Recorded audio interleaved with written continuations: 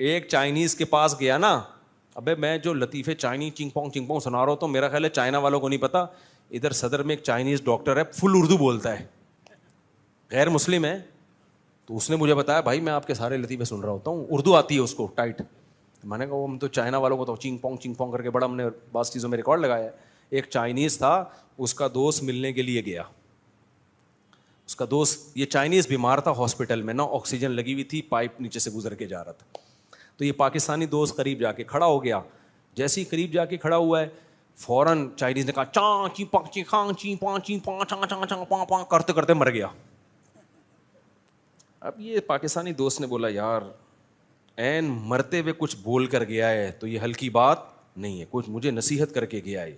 اس نے وہ سارے الفاظ یاد کر لیے, چاں چی پانگ کے, یار اس کا مطلب تلاش کرواتا ہوں. چائنا گیا, پوچھا یار یہ میرے دوست نے یہ بولا تھا چاں چی پانچ اس کا مطلب کیا ہے؟ اس نے کہا اس کا مطلب ہے الو کے پٹھے, آکسیجن کے پائپ سے پاؤں ہٹا, سانس رک رہا ہے میرا. سمجھ رہے ہو؟